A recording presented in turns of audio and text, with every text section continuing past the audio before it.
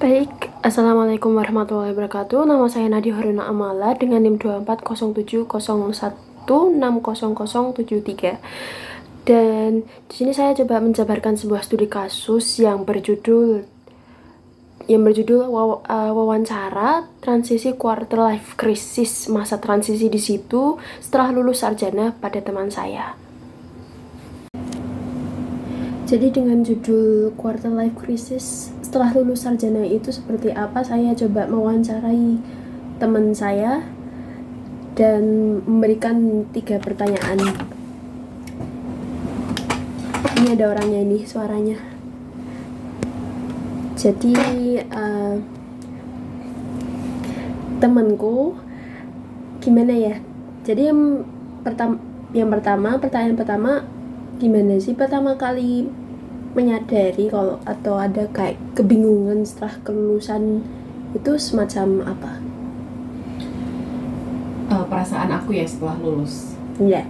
Perasaan aku setelah lulus kuliah, yang pasti aku seneng sih akhirnya bisa lulus dalam tepat waktu. Tapi selain senang, yang pasti aku juga lumayan gelisah sih karena setelah lulus itu kan pasti sudah banyak yang harus kita lakukan ya, terutama mencari kerja, lalu mencari kegiatan-kegiatan lain, dan itu cukup membuat gelisah karena dalam proses untuk kita kerjakan kita harus cari kerja dulu, harus lamar sana sini, harus wawancara sana sini, jadinya cukup dapat pressure-nya sih, apalagi dari orang-orang sekitar gitu sih. Begitu ya, nggak ada tambahan lagi kan?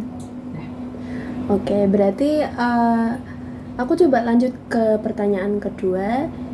Kamu pernah nggak sih kayak terjebak dalam pekerjaan atau kayak merasa salah jurusan gitu setelah lulus?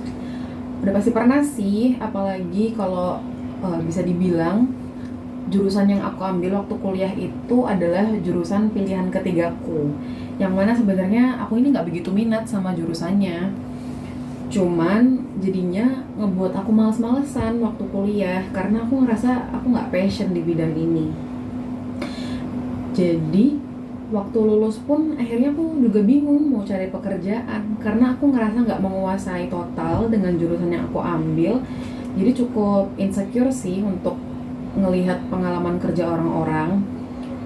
Tapi setelah kerja pun aku juga ngerasa terjebak, dalam tanda kutip terjebak dalam pekerjaanku ya, karena waktu awal-awal aku ngerasa bingung sih sama apa yang aku kerjain, sebenarnya kontribusiku apa dalam pekerjaan ini. Jadi kayak dua hal itu aku cukup ngerasain banget sih gitu. Berarti sampai sekarang masih ya? Kalau sekarang udah enggak sih, karena kalau kerja aku sekarang udah masuk bulan ke-6 di pekerjaan aku ini, jadi kayak udah ngerti sekarang aku kerjaanku arahnya kemana gitu. Begitu ya. Baik ya, lanjut ke pertanyaan ketiga. Mungkin ada hal-hal yang kamu sadari nggak kalau sekarang tuh ternyata nggak perlu dikhawatirkan pas waktu sebelum lulus gitu? Ada sih, berkaitan dengan yang tadi ya. Waktu kuliah kan di akhir kita ada tugas akhir ya. Nah kalau aku tuh tugas akhirnya skripsi.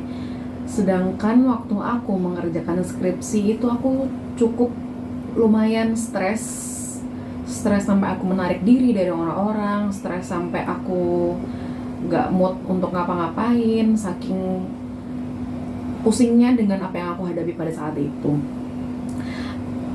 Bisa dibilang waktu aku ngerjain skripsi itu salah satu titik terendah aku sih, karena ya itu tadi cukup ngebuat draining myself sangat berlebihan gitu.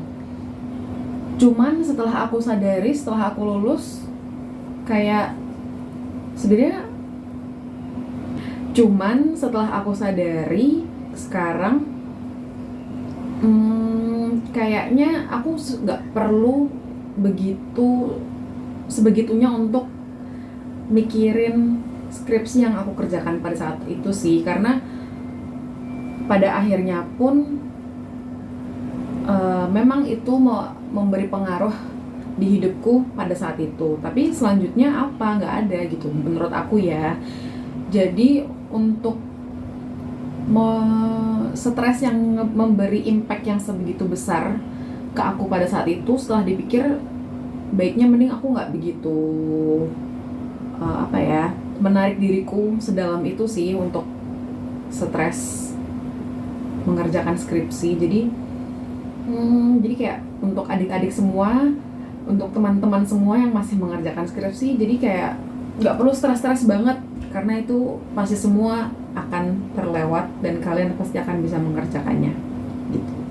Masih ada banyak hal lain di luar sana di kehidupan kita yang lebih berat daripada skripsi, jadi santai aja dalam mengerjakan skripsi gitu. Oke, baik ya. Makasih udah menjawab. Terima kasih ya temanku. Jadi begitu Iya, ya sama-sama. teman-teman. Itu adalah jawaban dari pertanyaan-pertanyaan yang telah diberikan. Terima kasih sudah menonton.